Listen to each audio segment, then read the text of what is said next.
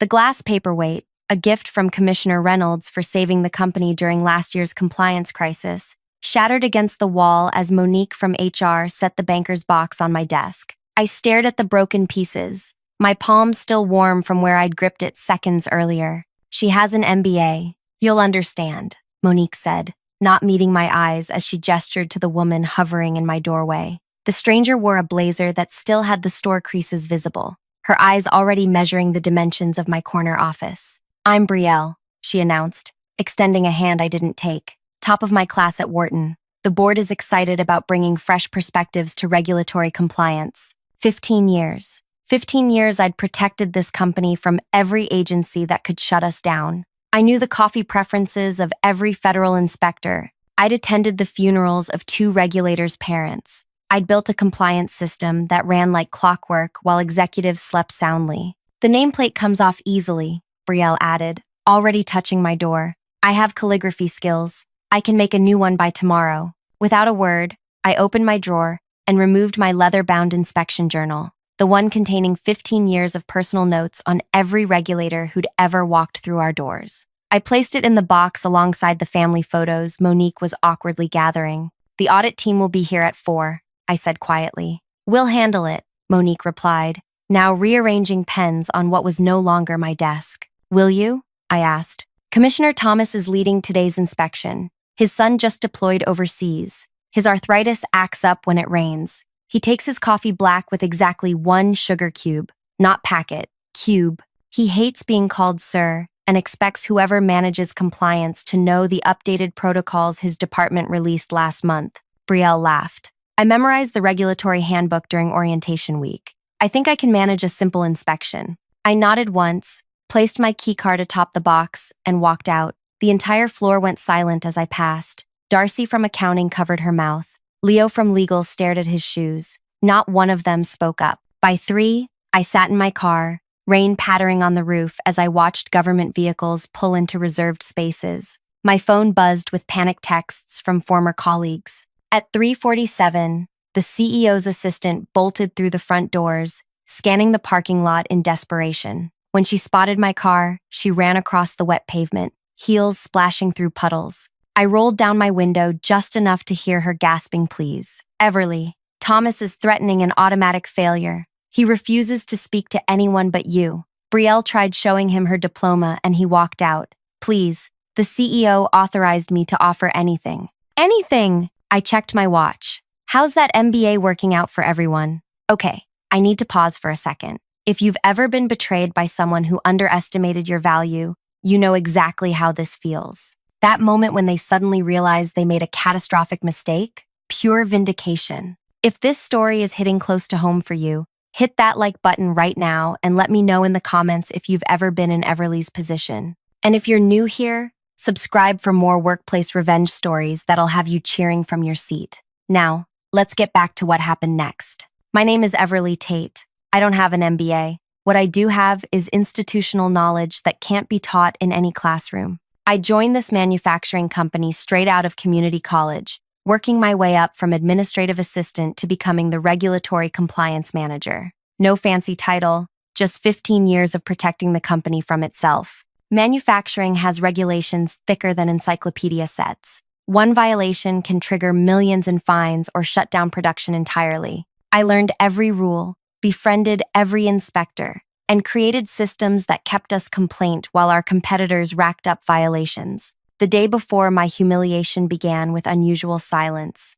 People avoided eye contact in the hallways. My assistant Zoe's desk was mysteriously empty. When I asked about her, someone mumbled she'd been reassigned, red flag number 1. Then came the budget meeting. CEO Kent kept referring to upcoming changes in compliance leadership while avoiding my questions. Red flag number 2. That evening, Director of Operations Xavier sent me a cryptic text, "Sorry about tomorrow, not my call." Red flag number 3. I should have prepared myself, but nothing readies you for public humiliation. Now I sat in my car, rain drumming on the roof, as Penny, the CEO's assistant, begged me to save them. The inspection team gave us exactly 20 minutes to get you back in that building, or they're issuing a critical violation, she pleaded. "Do you have any idea what that would do to our stock price?" I'm aware, I replied coolly. I've prevented 17 potential critical violations in my tenure. Each one would have cost approximately $30 million in fines and remediation.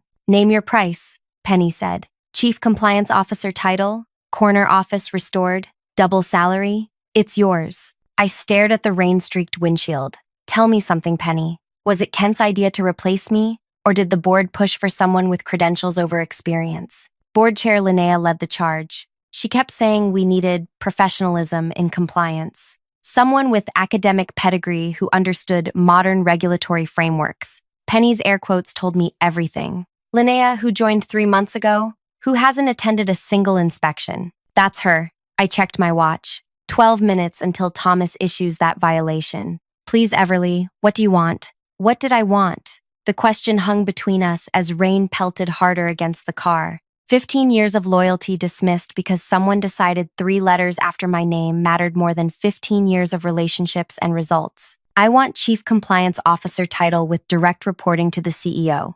50% salary increase. My corner office back. And I want Brielle to work as my assistant for 6 months minimum to learn how regulatory relationships actually function in the real world. Done, Penny said without hesitation. And one more thing, I added as she turned to leave. I want Linnea to personally apologize in front of the executive team. Penny hesitated for the first time.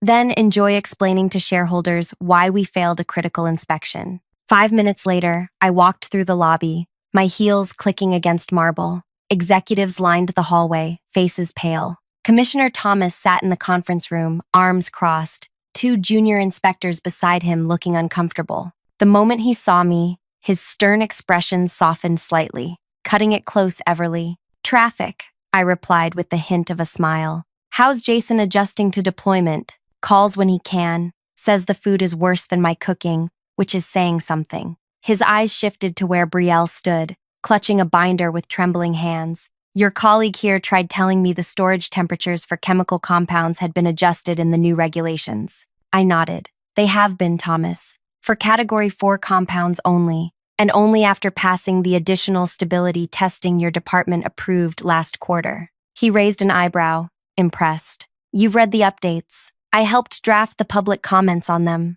I replied. For the next 3 hours, I guided Thomas and his team through every department. I introduced him to new staff, remembered details about his family, and ensured every regulation was not just met, but exceeded. Behind me, Brielle followed silently, watching as I navigated complex regulations, not through memorization, but through relationship. When Thomas finally signed off on the inspection, declaring us fully compliant, CEO Kent pulled me into his office. You were. Irreplaceable? I suggested. We made a mistake, he admitted. Yes, you did. I leaned forward. Now, let's discuss how you're going to fix it, permanently. What Kent didn't know, what none of them knew, was that I hadn't come back just to save today's inspection. I had returned with a plan 15 years in the making, a plan that would ensure no one ever underestimated me again. But first, I needed to get my office back and watch Brielle's face as she cleared out her 3-hour attempt at redecorating. The office removal crew worked quickly. I stood in the doorway, arms crossed, as Brielle's designer notebooks and framed MBA diploma came down from my walls. She hovered nearby, lips pressed into a thin line, eyes darting between me and Kent, who supervised the transition with visible discomfort. The personnel paperwork for her new position needs to be processed by end of day, I reminded Kent, not bothering to lower my voice. Assistant to the Chief Compliance Officer. That's me, by the way. Kent nodded, avoiding Brielle's glare. HR is handling it now. When they finished, I walked into my restored office, ran my fingertips across the desk's familiar surface, and took my seat. Through the glass wall, I could see Brielle being shown to the assistant's desk outside my door, the same desk where I'd started 15 years ago. Poetic justice has a particular flavor. Sweet, but with an aftertaste that reminds you vengeance is never simple. I pulled out my laptop and began typing the email that would set everything in motion. The next morning, I arrived early. Brielle was already at her desk, typing furiously, hair perfectly styled despite the early hour. Good morning, I said pleasantly. I need you to compile inspection records from the last 6 quarters. Organize them by inspector, violation category, and resolution time. She looked up, the strain of forced politeness evident in her tight smile. I've already started reviewing the company's compliance history. I noticed several inefficiencies in your record-keeping system. I leaned against her desk. Did you? Fascinating. By the way, Commissioner Thomas called. He wants to discuss the upcoming pipeline inspection next month. He specifically mentioned remembering you from yesterday's meeting. Said something about appreciating your enthusiasm. The color drained from her face. What should I tell him? Nothing. I've already scheduled lunch with him. You'll join us to take notes. Oh, and he likes to test new team members on regulatory knowledge. So review section 47.3 of the new guidelines before then. I turned to enter my office, then paused. That section doesn't exist, by the way. Just seeing if you'd blindly follow instructions. Her face flushed with anger. I'm not an idiot, Everly. I graduated top of my class, and I've navigated 15 years of shifting regulations without a single major violation. Education and experience are different teachers. I softened my tone slightly. Look, I don't blame you for taking the position they offered. I blame them for not valuing what they had. Now we both have something to prove. For a moment, I saw confusion replace the hostility in her eyes. She'd expected a nemesis, not a mentor with an edge. That afternoon, Board Chair Linnea stormed into my office without knocking, her tailored suit as rigid as her posture. Behind her trailed Monique from HR, looking like she'd rather be anywhere else. This is unacceptable, Linnea snapped, waving a paper. You're demanding a formal apology in front of the executive team? Who do you think you are? I smiled pleasantly. I'm the person who prevented a critical violation yesterday that would have tanked our stock by at least 30%.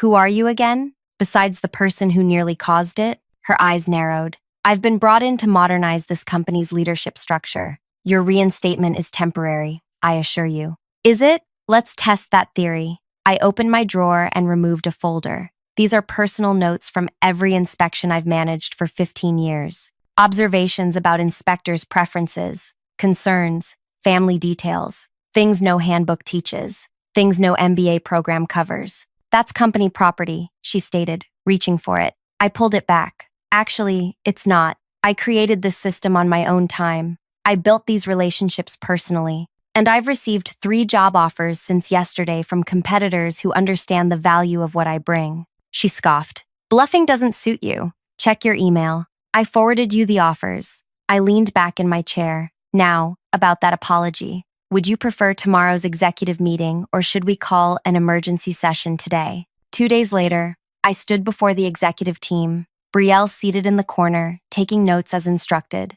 Linnea approached the podium with the stiffness of someone preparing for a root canal. I want to formally apologize to our Chief Compliance Officer, Everly Tate, she began, each word clearly painful. My decision to replace her was made without fully understanding the value of institutional knowledge and relationship management in regulatory compliance. It was a significant error in judgment that nearly cost this company millions. I nodded graciously, the picture of professional magnanimity. But inside, I knew this was just the beginning. Over the next 2 weeks, I methodically reclaimed my position. I took Brielle to every regulatory meeting, every inspector lunch, every compliance review. I showed her how to read the room when an inspector was concerned, but not stating it directly. I taught her how to build trust with people who could shut down our operations with the stroke of a pen. Against my expectations, she was observant and quick. By the 3rd week, she had stopped mentioning her MBA and started asking thoughtful questions about relationship-based compliance management. Why did you thank Inspector Marlene for her thoroughness when she found that minor labeling issue? Brielle asked after one meeting. Shouldn't we want fewer findings? Marlene prides herself on attention to detail, I explained. By appreciating her thoroughness, I acknowledged her professional identity. She found something minor because she needs to document her value, but she overlooked 3 potential major findings because she trusts us to fix them before her next visit. Brielle's eyes widened with understanding. That's brilliant. They didn't teach us that at Wharton.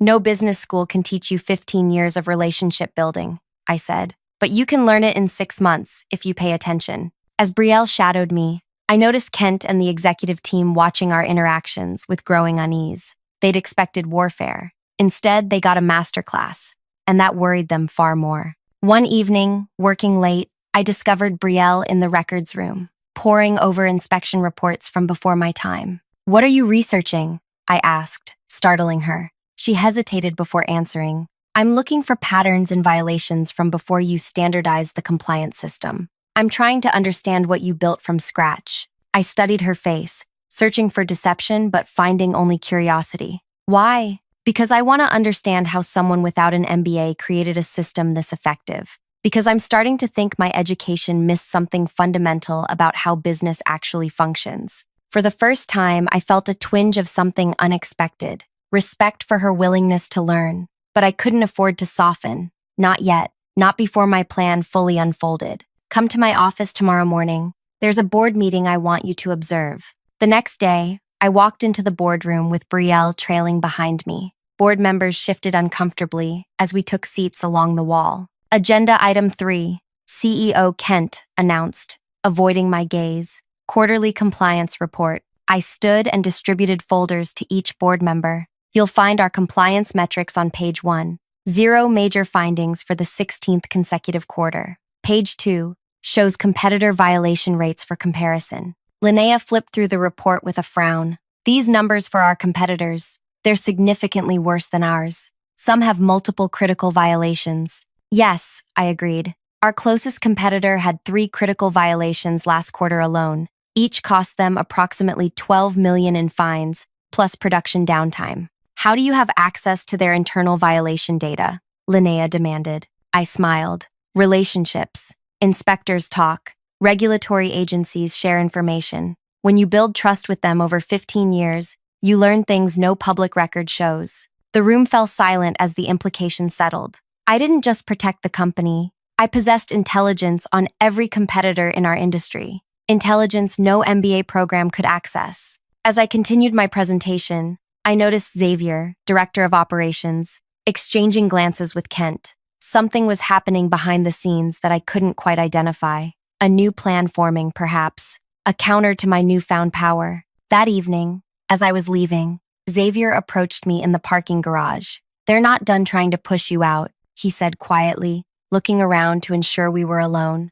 Linnea has been meeting with outside consultants. Something about modernizing compliance systems through technology. Replacing me with software? I laughed. Good luck programming a computer to remember an inspector's daughter's wedding date. Xavier didn't smile. Be careful, Everly. Linnea has the backing of major investors. This isn't over. As I drove home, his warning echoed in my mind. Of course it wasn't over. I'd only completed phase 1 of my plan. The true reckoning was yet to come. What none of them realized yet was that during my 15 years of building relationships with regulatory agencies, I'd learned more than just how to pass inspections. I'd learned secrets. The kind of secrets that could reshape the entire industry. The kind that made my corner office and title upgrades seem like consolation prizes compared to what I was really after. And tomorrow would be the day they finally understood who they had underestimated. The morning sun cast long shadows across the executive parking spaces as I pulled in beside Kent's luxury sedan.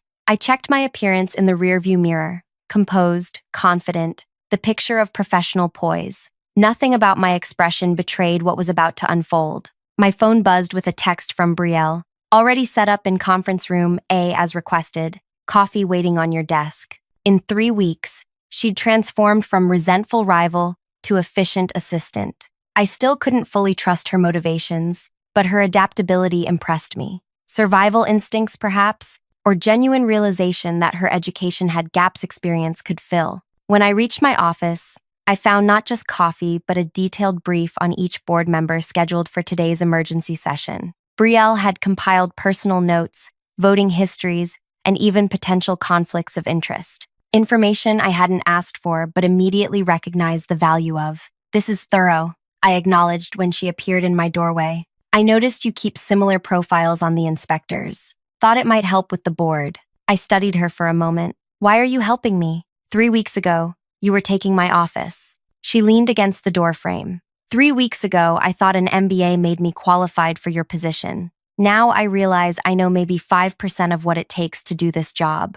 She hesitated. And frankly, watching Linnea throw you under the bus while Kent stood by silently was educational about the kind of leadership I want to model. Before I could respond, my phone lit up with a calendar alert. 1 hour until the emergency board meeting, a meeting I had requested through channels that guaranteed Linnea couldn't block it. Ready the presentation materials, I instructed. And Brielle, no matter what happens in that room, stay silent and keep taking notes. The boardroom filled gradually, tension thickening with each arrival. Linnea entered last, flanked by two people I didn't recognize, a man and woman in expensive suits carrying sleek tablets. Everly, Linnea acknowledged stiffly. I've invited compliance technology specialists to observe this meeting. They're helping us evaluate digital solutions for regulatory management. So Xavier's warning had been accurate. They were still planning to replace me, this time with software rather than an MBA graduate. How thoughtful, I replied calmly. Additional expertise is always welcome, especially for what I'm about to present. Kent called the meeting to order, eyes darting nervously between Linnea and me. Everly has requested this emergency session to discuss. Actually, the agenda wasn't specified. Thank you, Kent. I stood, distributing sealed folders to each board member. Please don't open these yet. What I'm about to share requires context first. I activated the presentation screen, displaying a simple chart showing our company's compliance record compared to our 5 main competitors. As you can see, our violation rates are significantly lower than industry average. This has saved us approximately $87 million in fines over the past decade. I clicked to the next slide, but that's not the complete picture. The screen changed to show inspection schedules, ours versus competitors. Notice anything unusual? We undergo 40% fewer surprise inspections than our competitors. When inspectors do visit, they spend 30% less time in our facilities. Linnea frowned. Are you saying inspectors are showing favoritism? That's a serious allegation. Not favoritism, efficiency. They trust our documentation, our systems, and most importantly, they trust me. Which brings me to the real reason for this meeting. I gestured to the folders. You may open these now. As pages rustled, the room temperature seemed to drop 10 degrees. Board members looked up in confusion, then shock, then something approaching fear. What am I looking at? Kent demanded, voice strained. Evidence that our 3 largest competitors have been systematically violating safety protocols while bribing mid-level regulatory officials to overlook critical issues. I clicked to display supporting documents on screen. Specifically, ClearPath Industries, Weber Manufacturing, and Apex Solutions have each compromised safety standards that directly affect public health. The technology consultants Linnea had brought exchanged alarmed glances. How did you obtain this information? Linnea asked, her voice sharp.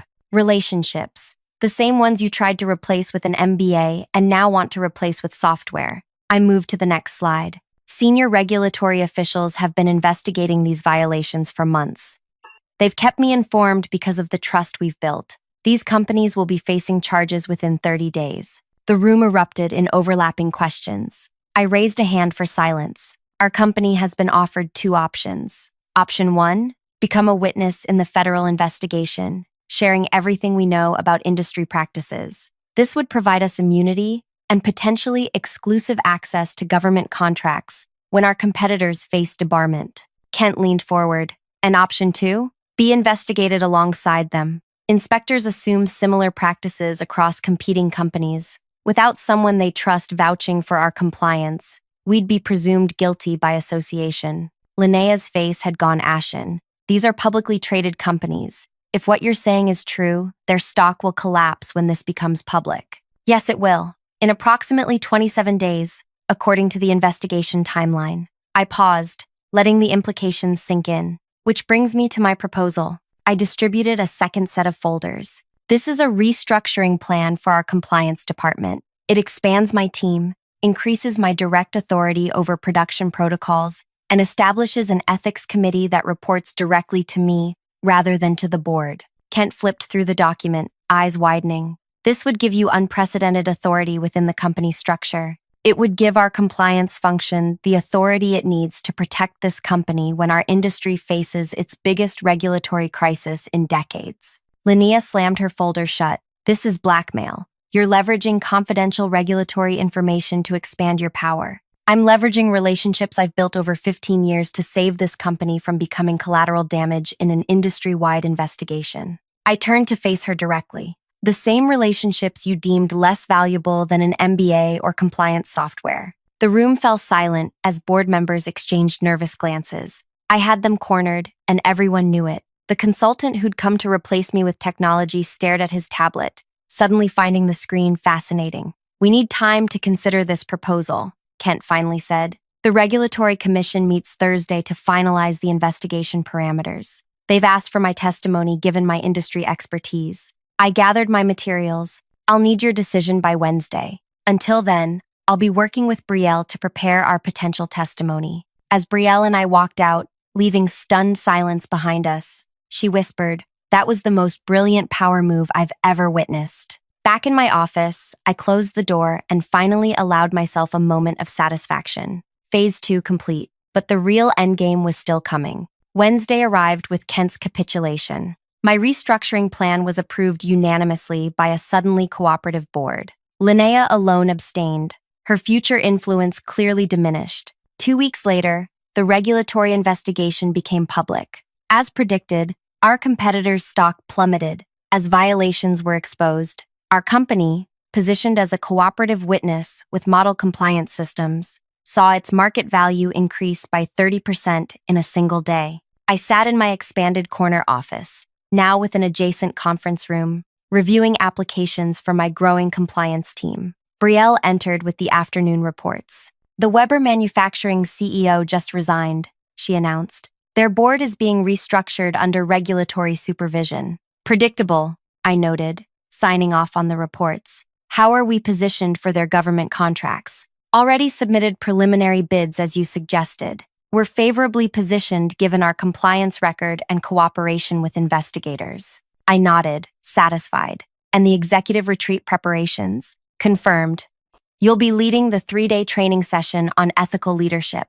Kent suggested it should be mandatory for all board members." She paused, "Including Linnea." "Perfect." I leaned back in my chair, finally allowing myself a genuine smile. "You know, Brielle, your 6-month assistant term ends next week." She tensed slightly. "I've been meaning to discuss that. I've created a new position, Deputy Compliance Officer. The role reports directly to me, but carries significant independent authority. The job description requires both formal education and demonstrated relationship management skills." Understanding dawned on her face. "You're offering me a promotion. I'm offering you the opportunity to earn one. The position starts with a 6-month probationary period. You'll need to prove you've learned the lessons I've been teaching." "Why would you do this after how I came in?" I considered the question carefully. Because revenge isn't just about destroying your enemies. Sometimes it's about transforming the system that enabled them. I handed her the job description. "Besides, you've shown you can learn from mistakes,